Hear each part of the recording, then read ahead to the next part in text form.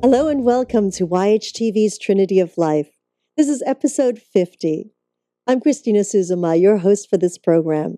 Thank you so much for joining me as I continue to explore the wonderful world of healing arts, meditation, therapies, and the many modalities of helping each of us find balance in our individual journeys. We're always excited to meet those who are on the leading edge of creating change on this planet. Our guest today is an amazing woman. She is a licensed clinical psychologist, inspirational speaker, consultant, and workshop leader in the fields of positive psychology and end-of-life care. She has traveled the country as a keynote speaker, trainer, and consultant for over 20 years, integrating research, clinical anecdotes, story, and poetry from the fields of psychology, mind-body medicine, and spirituality for professional and community-based audiences. She currently teaches with international leader in the field of happiness, Dr. Tal Ben Shahar. Now, at any time during this live presentation, you can feel free to ask a question or make a comment by scrolling down on your screen and typing it into the comment box. Make sure you click submit, and I will share that comment with our guest. Or if you prefer to ask that question or make that comment yourself directly, you are welcome to dial into our conference line. 323-476-3672 with the ID 607393#. And if that went by a little too quickly for you, not to worry. That number will show up on your screen during this live presentation.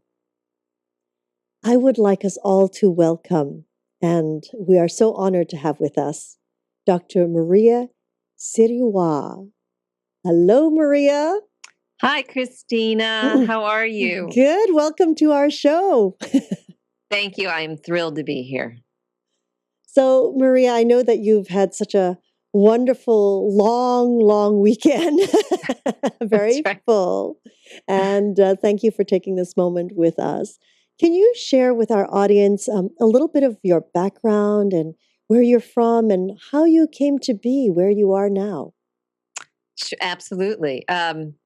Went to college, had no idea what I was going to do, entered into the business world, did public relations for a few years, and then had one of those moments where I realized I could stay on this track and do very well and earn a really decent living, or I could be happy. And I chose to move in the direction of what was going to lift me. And so at the age of 29, entered graduate school in clinical psychology. And during my final year of studies there, my fourth year, was fortunate enough to be placed in a pediatric oncology unit at Dana-Farber, which is a major teaching hospital connected to Harvard out here on the East Coast.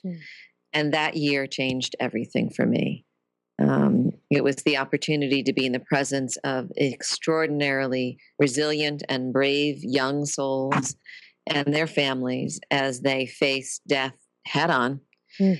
And watch what they had to teach me and those of us who worked there about living while dying and living well in the presence of dying. So that year became a sort of touchstone year for me in my work. Oh my goodness. And how long did you say that you spent there? I was there for a year as a training psychologist, and then for the next few years after, did a little bit of consulting with them, and have moved on to continue to work with hospitals and hospices and wellness centers, and do a little work as a consultant with the Hole in the Wall Gang Camp in Connecticut, which is Paul Newman's camp for children facing life-threatening illness.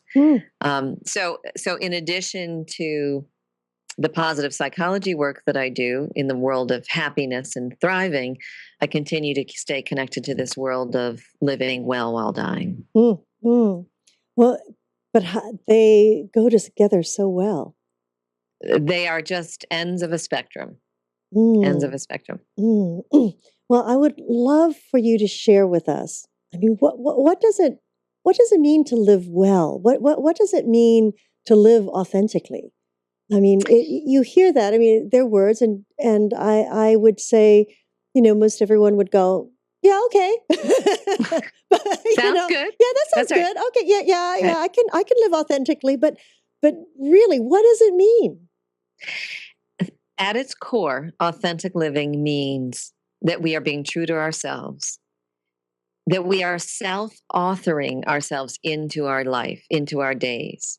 No one can thrive living somebody else's life.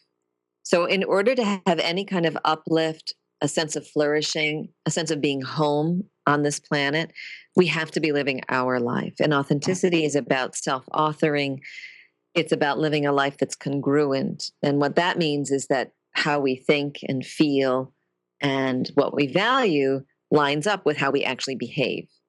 Um, so it's about coming home in such a way that every day we behave a little bit more and more in a way that is true to ourselves. It is about authoring ourselves into our days, which eventually adds up to a life that is authentic. And it's about this sense of underneath all of that is the knowing that we matter. Those of us who work toward authenticity have at our foundation this notion that who we are as we are counts. Does that make sense? Yes, I mean, absolutely, it makes sense. I, how would one know? I mean, what are the signs that one would sort of be aware, that should be aware of, that show us that we're not living an authentic life? I mean, I see so many around me, and they're living, they're doing very well for themselves. You know, they have a beautiful home. You know, kids are growing up and in great schools, and or married, and there might be grandparents, but there is a through line that doesn't seem to align. And this is an outsider looking in, of course, outsider from the Sure. outside. How does one actually know if they're being authentic or not when they can say, oh, yeah, I'm happy. I have all these things. I'm Right. happy. Well, that what you've just asked is a core question.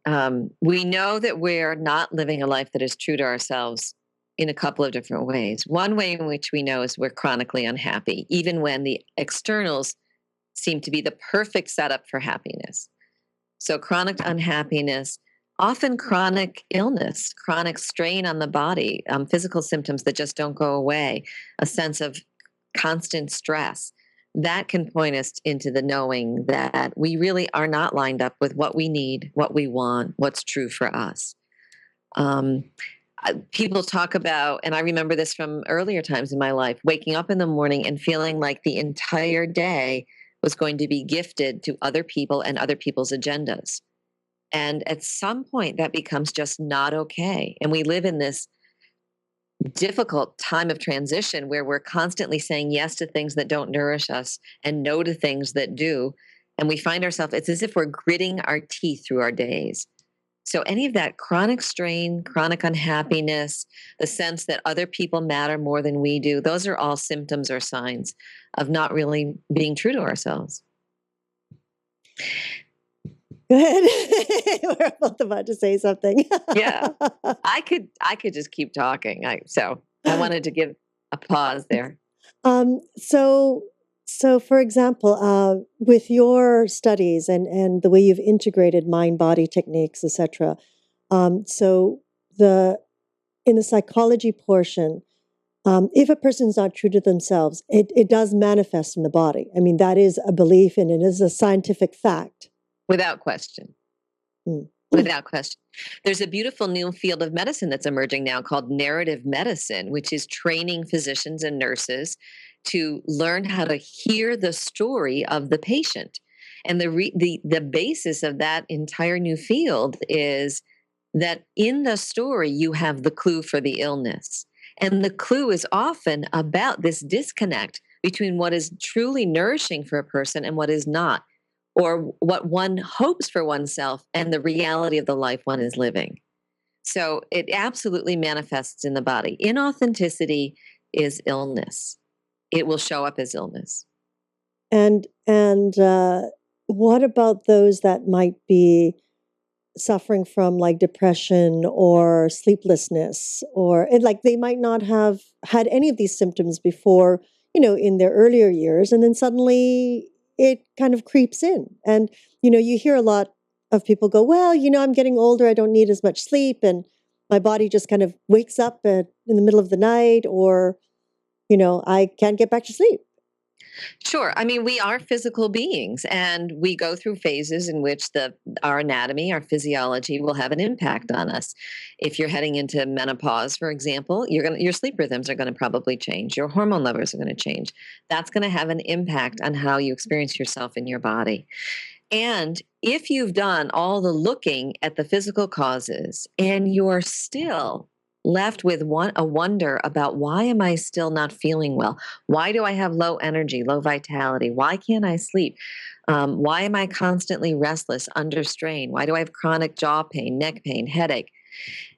It behooves you then to really consider that no part of us acts alone. We are physical, spiritual, emotional, intellectual beings, and all of that works together. And so when there is imbalance in one arena, it eventually will have an impact on another. Mm. When they love to, our medical society a lot loves to hand us those little pills, just say, oh, here's the one little white pill, take one if you're not sleeping well, or, Right. take this and it'll make you feel a little better and it'll just cut the strain. I mean, how does one wean or shift? How does one make that shift when they've been possibly dependent on something for a number of years? To say, okay, maybe I am not being authentic. Maybe I am not living. I don't like to use the word purpose, life's purpose, because that's very confusing for a lot of people. It's like, what does that mean? I get a lot of Right. that. What does that Right. mean to live a life's purpose? But Right. what does it mean to be true? Like, if I've asked people before, if you had the choice of doing anything in your life right now, what would it be? Don't think about money. Don't think about anything. What would it be? And so often, I'd say about 80% of the time, I get a blank stare. I don't Right. know. And often that's because we haven't spent enough time nourishing even that kind of question. It isn't that no one can answer that question. It's that the question itself is so foreign to us, or we have visited it so infrequently that we don't know how to engage in it as a journey. Authenticity is not an endpoint. It's not like you reach a certain state and that's it. It's you. It's a process of uncovering the deeper parts of oneself as one grows. And so but it's a path that needs investment in. It needs time spent on. Um, Very few of us grew up in families or in cultures that were very sophisticated at saying to you as a child, I completely honor and respect who you are. These are your gifts. These are your strengths. These are your vulnerabilities. And all of you is amazing. Most of us grew up with messages either at home or in our school systems or in the neighborhood that gave us a mixed message about whether we were worthy or not, whether we were okay or not, whether to be truly who we were was going to help us further in life. And so we have to unravel those messages to get to the core of what is absolutely healthy and authentic within us. And that takes time.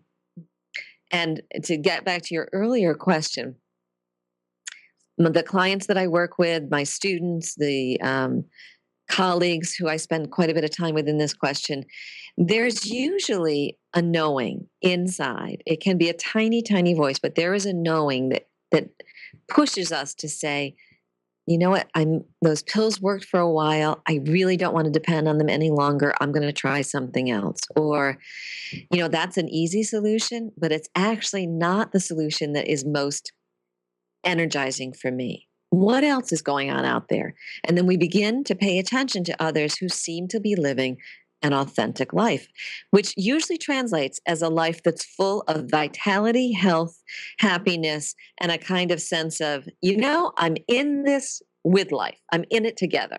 Those are the hallmarks of authenticity. Mm.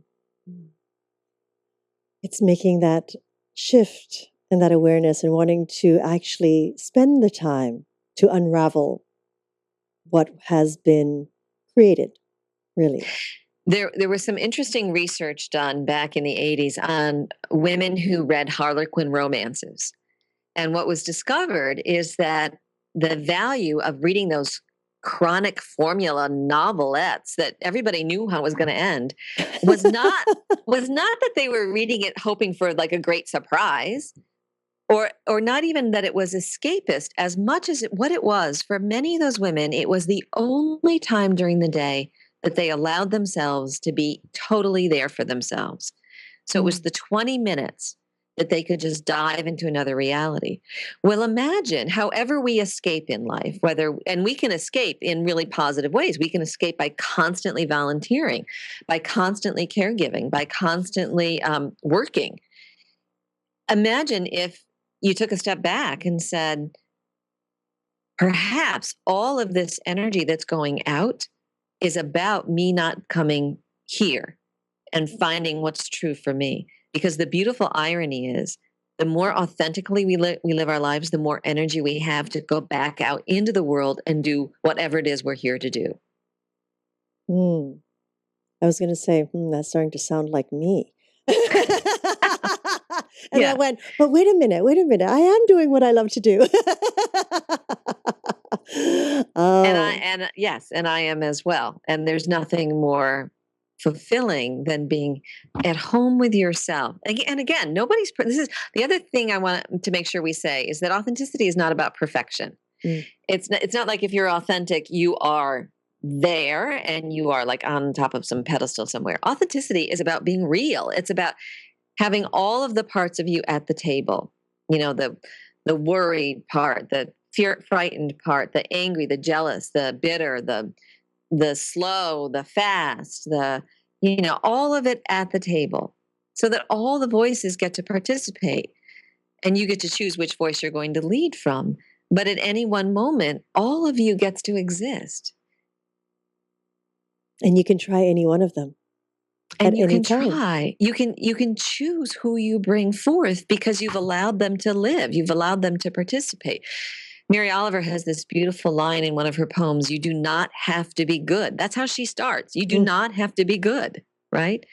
Or a wonderful sort of Greek poet, Marcus Tullius Tiro, who was a slave for a period of time and then eventually a freedman. He was the assistant to Cicero, wrote, sup at your own table, drink from your own well.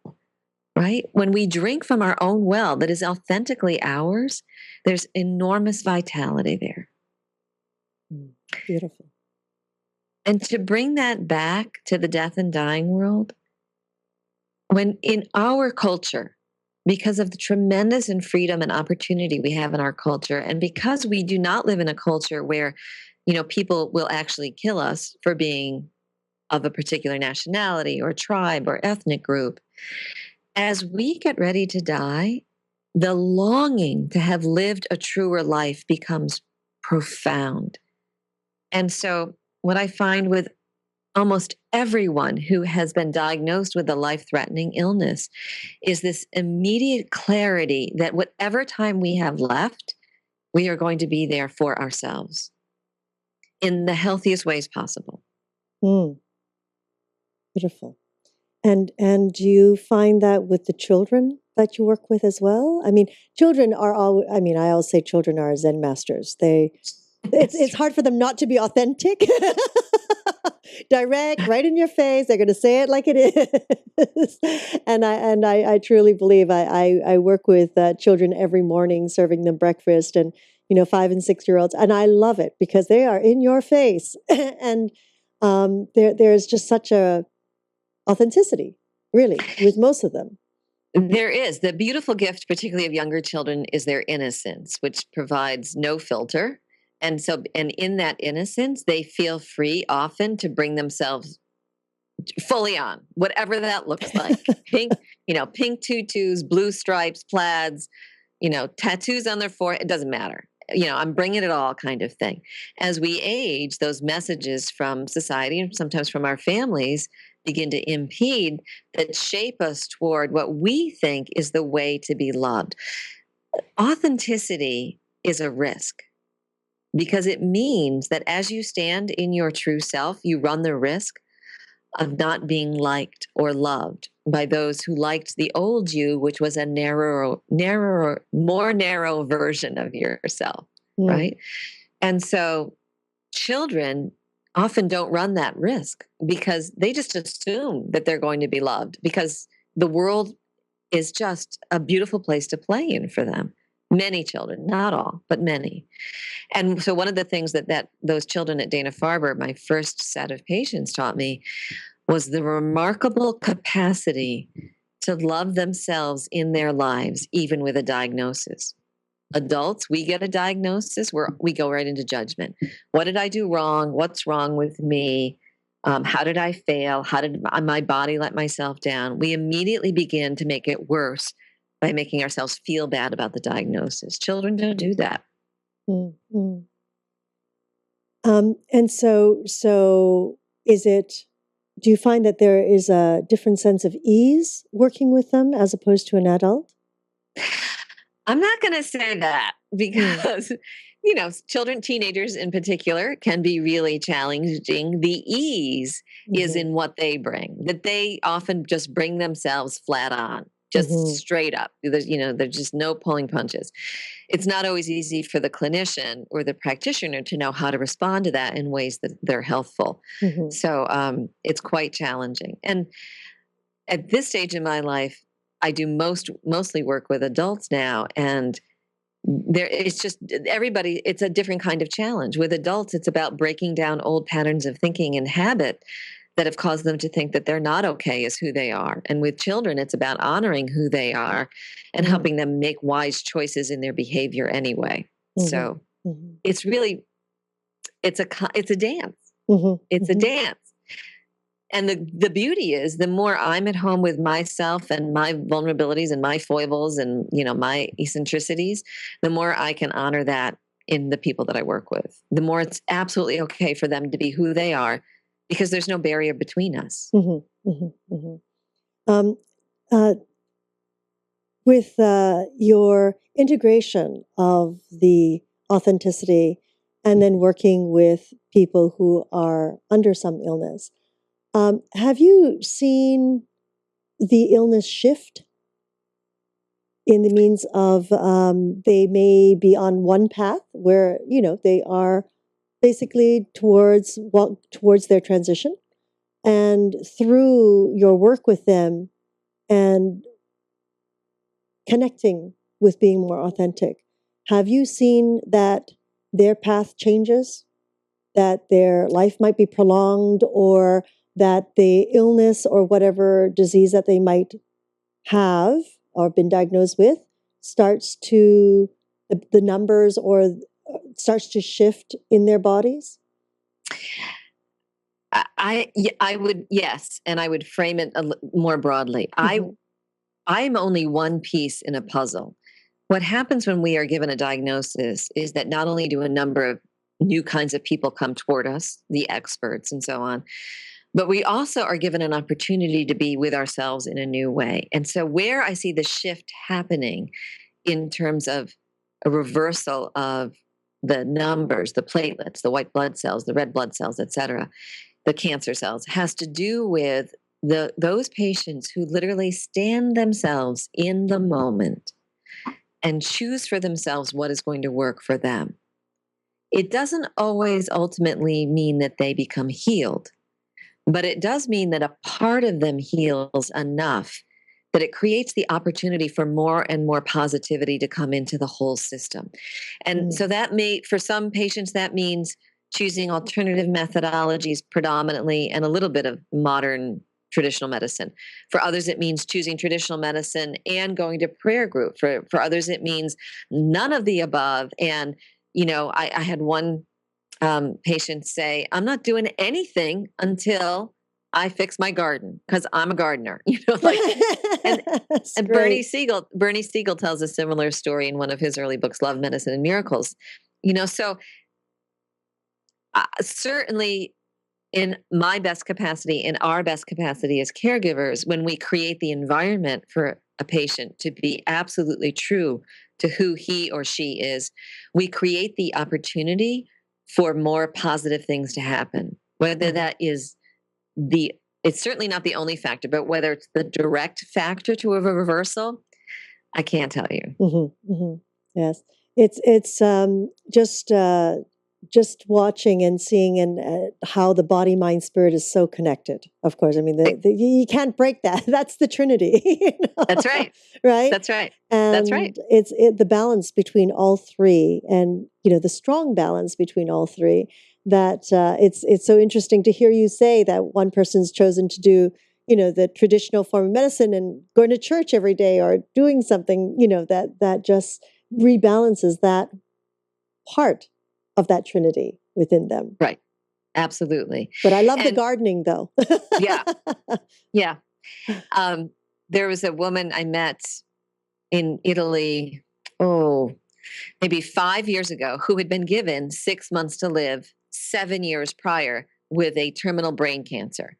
And she did this amazing thing. She decided she wasn't going to have treatment. She was going to take all of her money, travel the world, do the things that she had always wanted to do. So she spent 6 months traveling the world, and she got better. And 7 years later, she was still better. And she was now at the point where she had no money left because she just, she kept thinking, okay, I'm going to die soon, so I'm going to spend it. And now she had said, oh my God, now I have to build a whole new life again because the cancer had disappeared. And this was fully diagnosed by 2 major teaching medical institutions in the United Kingdom. It was an absolute clear diagnosis. The scan, the tumor was just right there, giant. And she dove into joy. So here's the connection to positive psychology. We do know from the research in positive psychology that those of us who are happier, have stronger immune systems, are more physically and emotionally resilient, and we tend to live longer. So as an antidote to diagnosis, why not, as part of a treatment plan, invest in those things that nourish you, that make you happy? That gesture alone deepens authenticity. The truer we are to ourselves, the less stress we have. So it all works together in this sort of beautiful spiral. Mm-hmm. So I would think that you've heard of laughter yoga. Absolutely. And do you see that being done in the hospitals and clinics where you are? I mean, have you? I mean, I love it. I personally love it because it's so easy to do, and it costs nothing. And really, it's sort of even if someone isn't happy, it's kind of hard not to get kicked. Get that mechanism going. Absolutely. I tell my clients all the time, fake it till you make it. Just watch something, Google laughing yoga or laughing yogi, and you'll be belly laughing. And then your chemistry thinks you're having a good time. And so it begins to move in the direction of yet more happiness. And then you actually feel happy. So you can fake that a little bit. I can't say that I'm seeing laughter yoga specifically in hospitals. What I am seeing, though, in the child life side of hospital programming or in the pediatric wards, is more and more devotion to what you and I would think of as play therapy, play specialists coming in. On the adult side, certainly more openness to alternative methodologies, which includes things like laughter and comic relief. So there is definitely an expansion continuing to happen in our hospitals. That's wonderful to hear. Yeah. I know. I just told someone the other day that was dealing with a bit of an imbalance, quite a serious imbalance. And I said, you know what?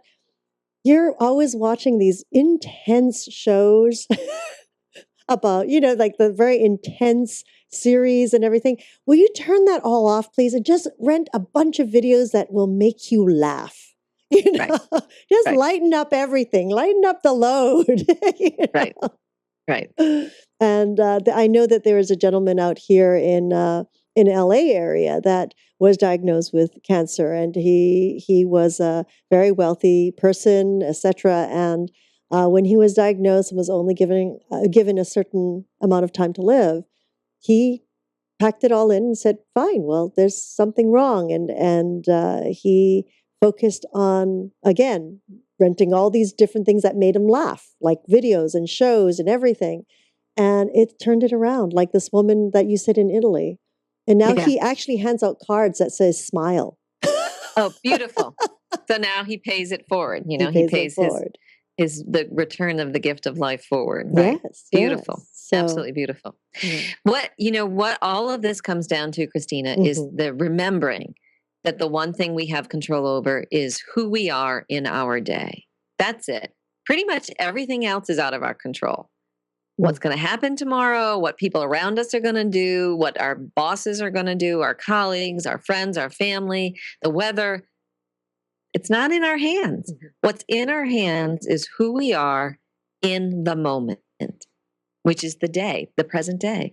And those of us who shape those moments toward deeper truth about what nourishes us have the best chance of living, however long we're going to live, a much healthier and happier life. So, it comes down to the moments. And if you have a choice. Do you smile when you get your cup of coffee in the morning, or your, wheat germ, seagrass, green spelt drink? Or do you feel like you're burdened by it? Do you watch the shows that lift you? Or do you watch the shows that make you miserable? Is that what you put in your body? What do you put in your mind? What do you put in your body? You have a Mhm. choice. Mhm. Mhm. So, So Maria, why are we so scared to see who we really are? I mean, that's a very easy answer. It's not an easy path, but it's an easy answer. We're scared to see who we are for two reasons. Because we're scared of our beauty, of our light, of our capacity. And we're terrified that if we show those, we will be abandoned. We'll be rejected and then abandoned. mm, It really comes down to connection. That many of us, particularly as teenagers, got messages that in order to fit in, to belong, to be loved, we would have to contort ourselves in certain ways. And adulthood is often a lot about the unraveling of that contortion so that we can be who we are and love ourselves anyway. And then from that place, invite like minded, like hearted, like spirited people to join us in that. mm. And even for those, which is the other way around, I quite often hear a lot, well, stop doing so much, or stop giving so much, stop helping so much, or you will be taken advantage of. That's a belief system of some people. Hmm. That you have to, it's almost like it's the pie mentality. Like there's only a certain amount of love, goodwill, energy to go around. And if you use it up, it'll be gone. Or if you keep offering, people will take too much from you and then you'll suffer. Or it's somehow not okay to be that much, Mm. you know? It's just not where I want to live anymore. And it's not where the people who I treat or who I work with want to live. Everybody who I've ever worked with, in some way or another, has had a longing to be truer to themselves and happier. Mm. I think it was Hafiz who said, when we distill everything down, when we distill all longings down, we will cast just 2 votes to be happy and love more. And authenticity is crucial to both of those. Beautiful. Now, in your work with the death, like people who are dying, do you work with the patient as well as with their families? It varies from case to case. Sometimes I'm called in to support the families. Sometimes it's the siblings. Sometimes it's the parents. Other times it's work directly with the patient. It's however, wherever the need is and however it works best in the family. Mm. Sometimes the patient has so much care around him or her that another person just isn't necessary. But to support the mom or the dad or the sibling, for example, through the journey is really where the best help that I can give. Um, so it varies. Mm-hmm. And of course, so you're brought in mainly as a consultant now. Right. Every now and then I work straight on as a psychologist. Mm-hmm. So we'll do therapy. I recently saw a photo of a teenager I worked with a couple of years ago who had a lymphoma, who's doing beautifully. She's now in college. Mm. And I hadn't seen her in about a year. And then her photo was in a sort of an alumni magazine. And when I knew her, she had no hair. So there were bruises all over her body. And she had lost a lot of weight, but paradoxically had a lot of swelling because of the drugs. Mm. This photo, she is just radiant. Mm. She's hanging out with her college buddies, absolutely radiant. Oh, So, yeah. Yeah. Yeah, those So are that the was joys, isn't it? It's really the joys of what you do. It's such a gift. it is the woohoo, it is the yes. Yeah, Yes, yeah, yeah. It's so joyful, and I myself, I think we had a conversation when we first sort of connected, and I had shared with you how I've, for whatever reason, I've been surrounded by people who are either dying or or in some sort of transition, and from a child till now, it's just been such a joy to work with individuals and such an honor to help them, make that transition from this world. But and for those who have been told that they have a very short time, and then it's extended, much longer, just the joy and that they have. I mean, for me, I always say to people, that's the gift. Money right. can't buy that kind of a gift. It's just so heartfelt and warm and radiant, isn't it? Absolutely. People, I'm sure they ask you this, like, how do you do that? How do you spend time with people who are dying? It is actually one of the most magical journeys to be on. Not Yes. always, but often one of the most magical journeys to be on.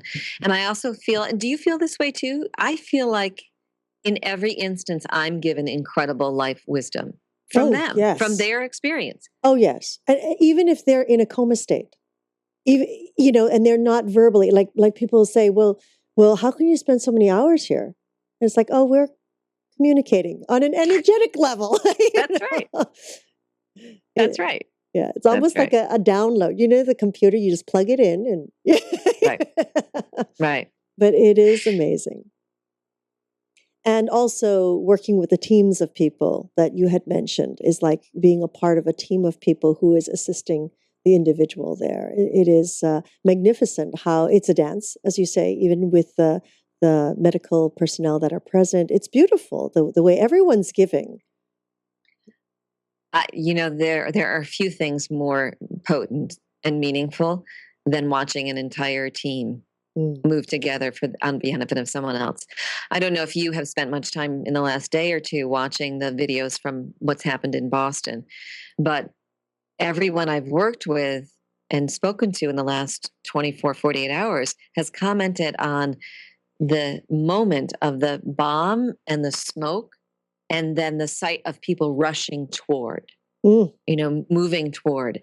And that kind of capacity to move toward danger or to move toward those who are suffering is what we see in our medical teams and in our hospice teams and our wellness communities, is the longing to move toward that which is wounded and do what you can to repair. Short of, I don't know, playing World Cup soccer, I can't imagine a better team to be on. I can agree to that one.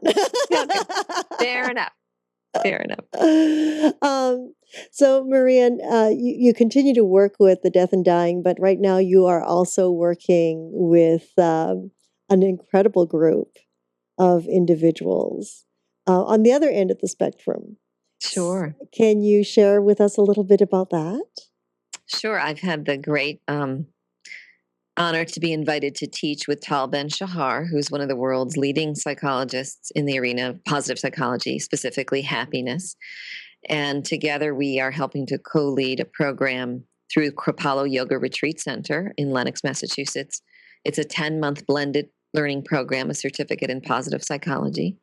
So we are reaching students, adult learners from all around the world in a variety of professions and life paths, all of whom want to understand how to be happier, how to sustain happiness, and how to bring that to those whom we serve. Mm. One drop is 1,000 waves. Oh, and in this case, 1,000 radiant waves. I mean, the joy that is built up once we learn not only the tools, but the research that supports the tools, and then the practical application of those tools in our daily existence. It's like it answers a question that many of us don't even know we have. Everyone at some point or another says, "I just wish I were happier," or "I wish I were more peaceful." But we don't realize that there's a second question, which is, how do I get there? And Tal, yeah. And, That's the big one. Oh, yeah, that's what we want. Now, that's right. What do I do? Yeah, it turns out wanting is actually not enough. I mean, we do move toward what we intend. We do move toward what we imagine, but there's two words in there. It's imagine and it's move. And the action part is crucial. It turns out that happiness really is potentiated by our daily habitual behaviors of happiness. So we have to figure out first what actually enlivens us and then choose to go there on a daily basis. And what Tal and his colleagues have done around the world is provide us with a phenomenal set of research over the last 20 years that provides for us an understanding of the how-to. Mm. Mm. So now this course is it open only to professionals, or? It's open to everyone, any adult learner. So you can be actually in college or graduate school. You can be 80 years old. You can own your own business. You can be a yoga teacher, massage therapist, consultant in the financial world, lawyer, the whole spectrum, the whole spectrum. Mm. And we have students coming from every continent. And it's amazing. Oh, that's fantastic. And so I know that the first series is just completed. That's why you had quite a wallop of a weekend. That's right. But you're already moving into the second stream, like the second round of this Yes. again, because it was so popular. Yes. The first time that Kripalu has chosen to do a second round here, another 10 months that you will be on. 10 months. Yep. There's nothing more I'd rather do. Oh, that's fantastic. Now, what can you share with us now that the first round is over? Some of the what you've seen, some of the unfolding or the blossomings that you've seen around. Can you share that with us? Sure. So, for some of the students, what happened over this 10-month period was an absolute clarity about what no longer worked for them. And then playfulness toward experimenting with happiness to bring about whatever does work.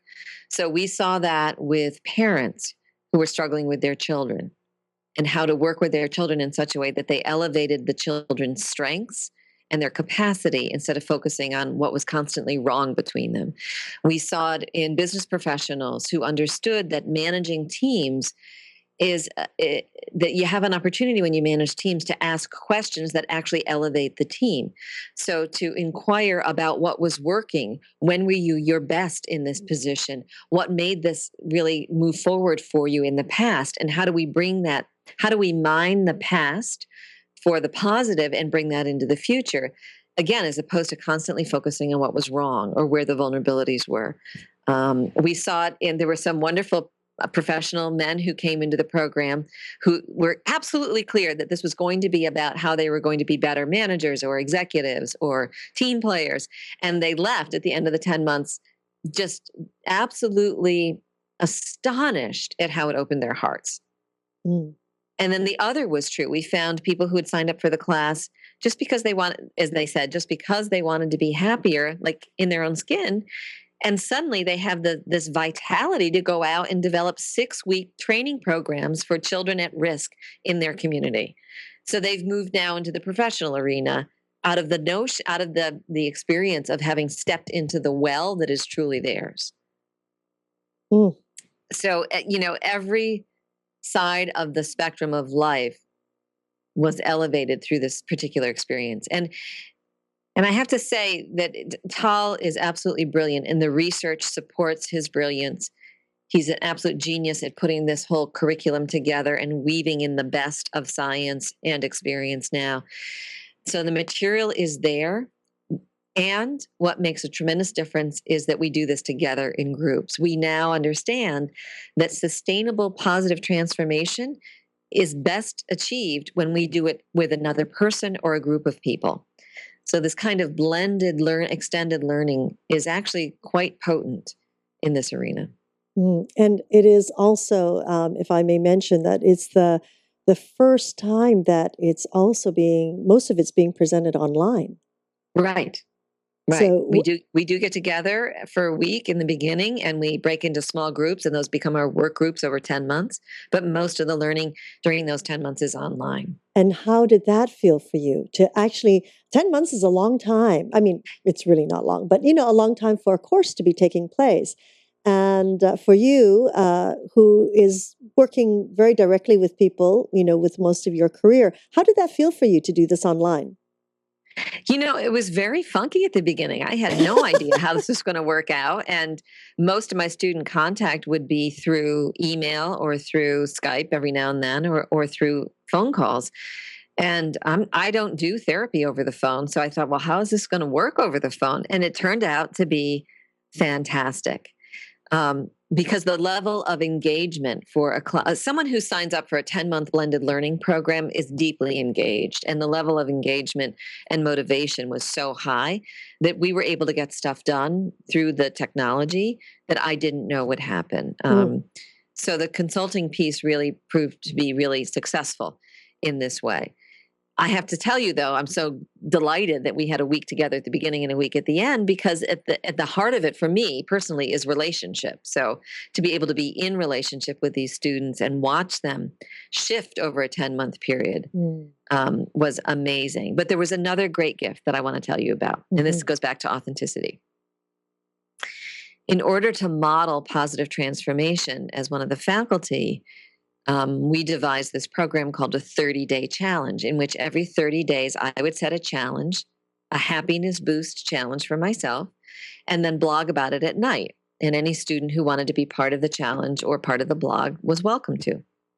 So the first 30 days, I chose something that we know is a happiness boost. I wrote in a journal statements of gratitude to the teachers I've had in my life, what they taught me, and then a statement of gratitude. I did that for 30 days. And you know what? It felt okay, but it wasn't like a giant uplift. So then I thought, well, that's happier, but I really want to be happier. So what makes me really happy? Well, moving my body makes me happy. I'm a jock from way back. So I decided my next 30-day challenge was going to be exercise. That worked so much better. 10 minutes a day. That's all I held myself accountable for, was 10 minutes every day. I was able to do that about 27 out of 30 days. Definitely felt greater happiness, greater vitality, greater health.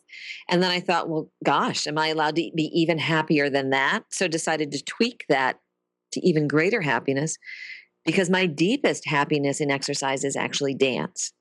So then I set a 90-day challenge for myself.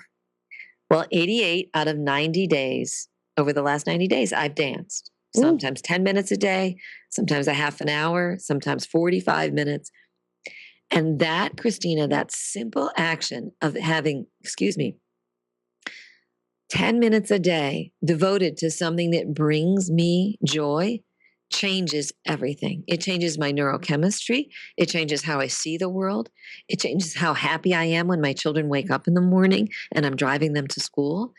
It changes my interactions late at night, because I know that the next day I'm going to wake up and do something happy again.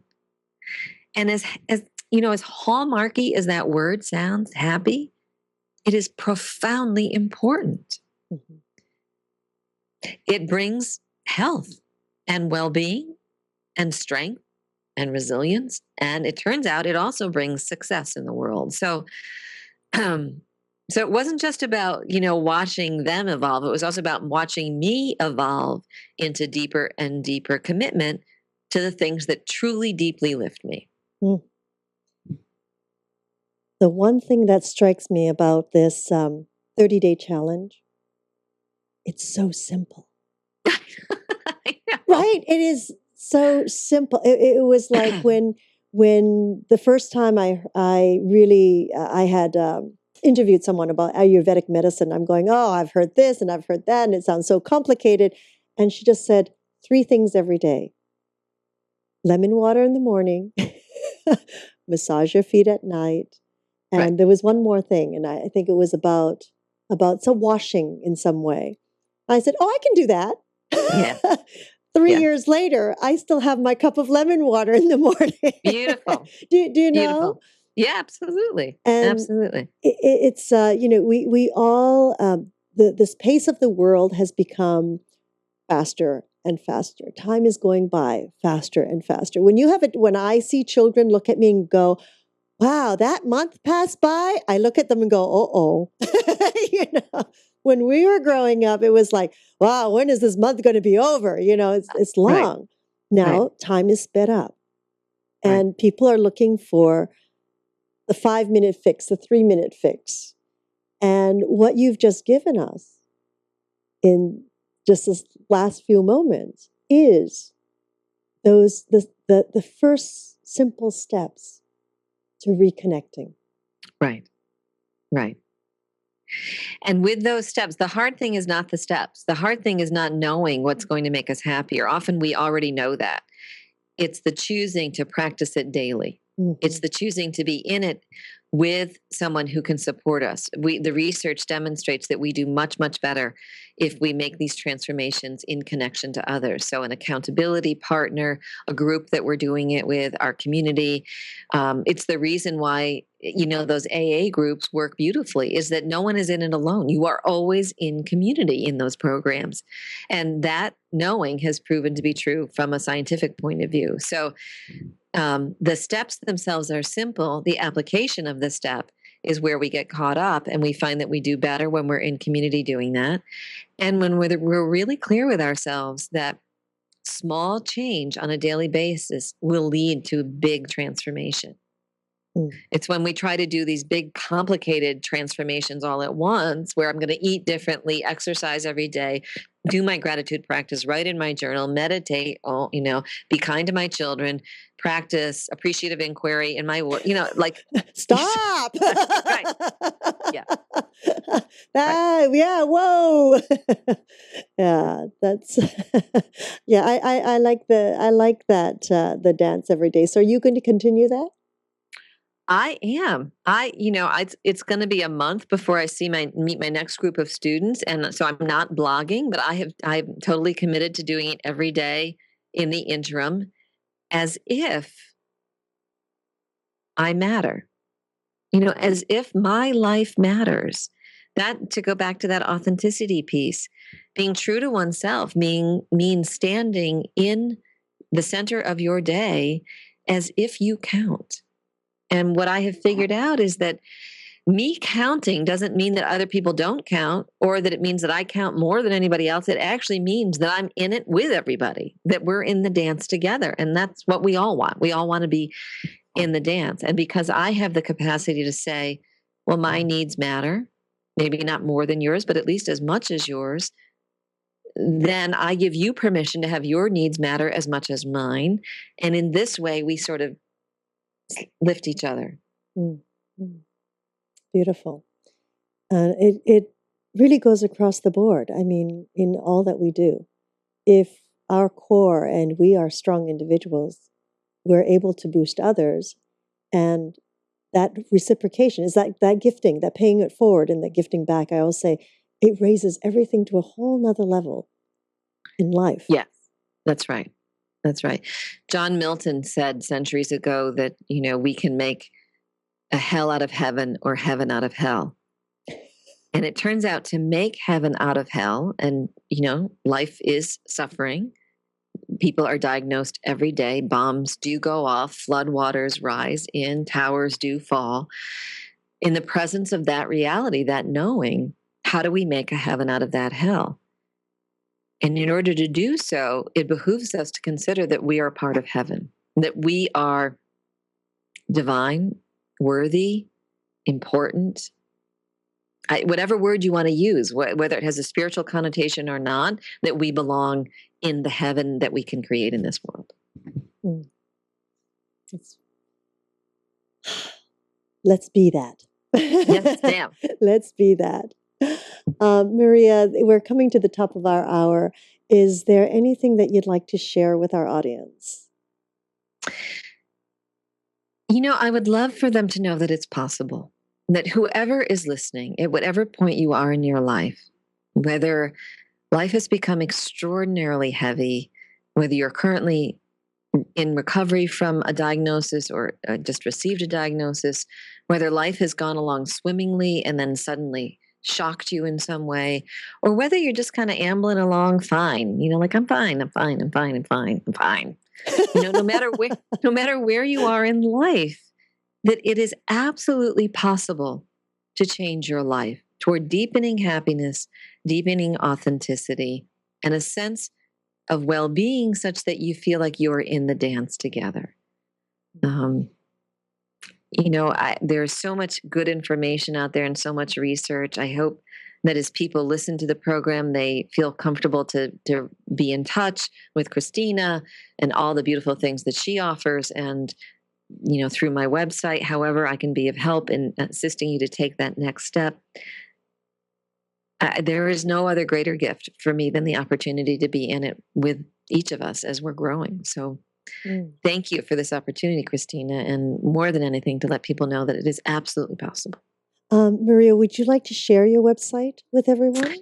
Sure. My website it's just my name, www.mariasirois.com. That's Maria, S as in Sam, IROIS as in Sam.com. Thank you. And thank you so much for honoring us today. And we hope to have you back on the show again very shortly as you go into your next round out there with the next group of participants. It sounds very thrilling, and I can't wait to hear more about that. And of course, more about your work. I know an hour is very short, but we're able to just touch the tip of the iceberg, I'm sure. Thank you so much, Christina, for all that you do. And, may this be a time of great peace for all of us. Yes, thank you. Thank you. We would like to thank each and every one of you for joining us in this new platform of education and information. We are grateful for your continuous support and look forward to hearing your feedback on how we can serve you better.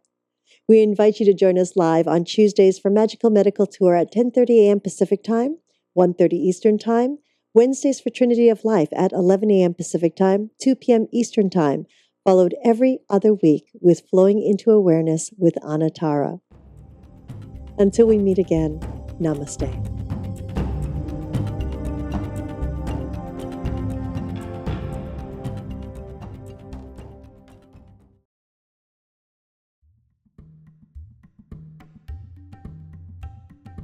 At the time. So when you receive a box at your door, you know that your tummy will be happy. At the same time, you're actually feeding a hungry child too. Oh, that's fantastic.